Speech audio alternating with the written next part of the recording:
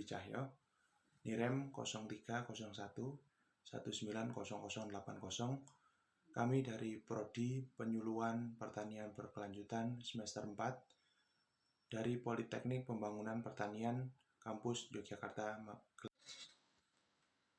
Di sini kami akan mempresentasikan tentang penerapan metode pemberdayaan dalam penyuluhan. Penerapan metode pemberdayaan dalam penyuluhan pertanian. Yang pertama yaitu kegiatan identifikasi keadaan, masalah, dan potensi secara partisipatif. Kemudian yang kedua adalah kegiatan penyusunan strategi SWOT. Yang ketiga yaitu kegiatan penguatan, pelatihan, dan lain-lain. Kemudian yang keempat yaitu kegiatan pelaksanaan hasil pelatihan. Kemudian yang kelima, kegiatan pendampingan dan pemandirian. Selanjutnya yaitu kegiatan evaluasi pemberdayaan. Kegiatan identifikasi keadaan, masalah, dan potensi secara partisipatif. Penggalian data potensi wilayah yang terdiri dari data sumber daya alam, sumber daya buatan, dan sumber daya manusia sebagai pelaku utama dalam mengolah usaha tani.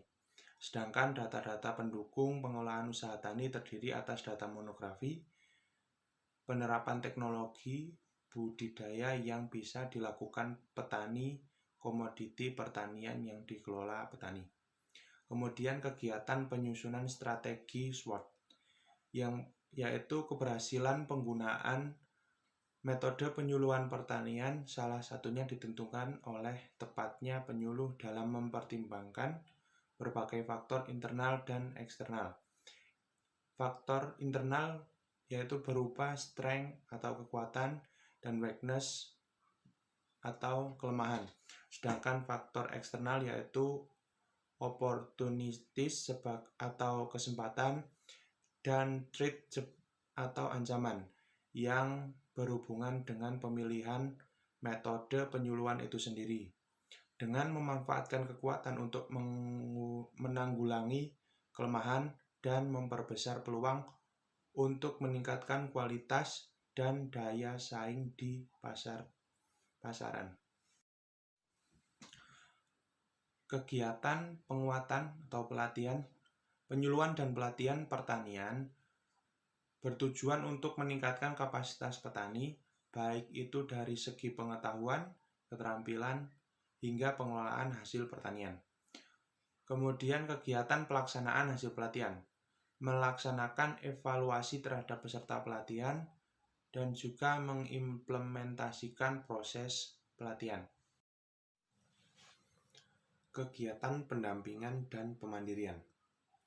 Pendampingan penyuluh adalah serangkaian kegiatan fasilitasi yang dilakukan oleh penyuluh dalam proses pembelajaran petani melalui penerapan berbagai metode penyuluhan, diantaranya kursus tani desa, studi banding, dan lain sebagainya. Kemudian kegiatan evaluasi pemberdayaan. Melaksanakan evaluasi program pemberdayaan. Evaluasi program pemberdayaan adalah kegiatan mengumpulkan data tentang penyelenggaraan pemberdayaan masyarakat ini untuk diolah dan dianalisis guna dijadikan masukan dalam pengambilan keputusan untuk melaksanakan kegiatan di masa mendatang. Pada tahapan akhir yaitu studi kasus. Studi kasus yang ada di Desa Tretep yaitu yang pertama, Desa Tretep terletak di ketinggian 1176 mdpl dengan suhu antara 18 derajat Celcius sampai dengan 29 derajat Celcius. Dengan rata-rata jumlah hari hujan yaitu 64 hari, banyaknya curah hujan yaitu 22 mm per tahun, dengan luas lahan 301 hektar yang berbagai dalam lahan sawah dan lahan bukan sawah. dipergunakan untuk bangunan dan pekarangan, ladang atau tegal atau huma, dan hutan negara. Dengan komoditas unggulan yaitu tembakau, jagung, ketela pohon, dan tanaman hortikultura lainnya.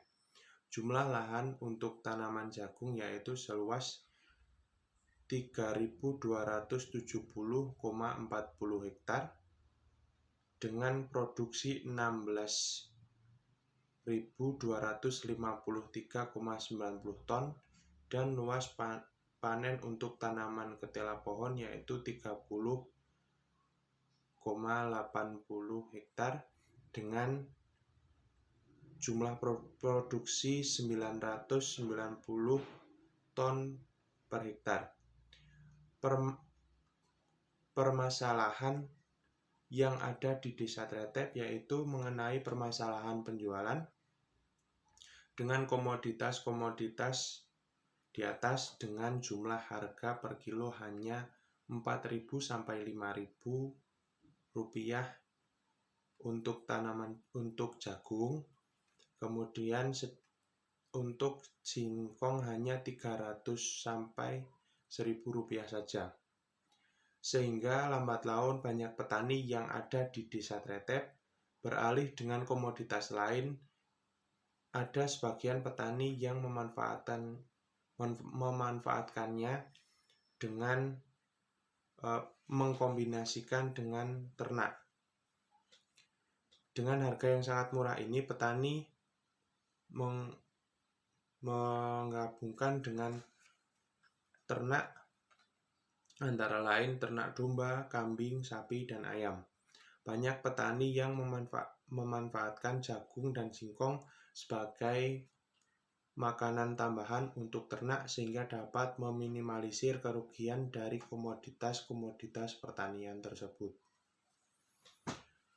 Kemudian rekomendasi yang perlu diterapkan yaitu adalah memanfaatkan kekuatan untuk menanggulangi kelemahan dan memperbesar peluang untuk memperkecil dampak ancaman yang akan mengganggu keseimbangan pertanian di Desa Tretep. Dalam hal ini tentunya diadakan fasilitas untuk petani yang ada di Desa Tretep guna sarana dan prasarana pendukung di bidang pertanian dan peternakan. Sarana dan prasarana tersebut juga dibutuhkan bagi petani usia produktif dalam penerapan teknologi pertanian serta peternakan guna untuk meningkatkan sumber daya masyarakat, meningkatkan produktivitas pertanian, serta kualitas yang bagus guna meningkatkan daya jual produk di pasaran. Sekian presentasi dari kami, kurang lebihnya mohon maaf. Kami akhiri, wassalamualaikum warahmatullahi wabarakatuh.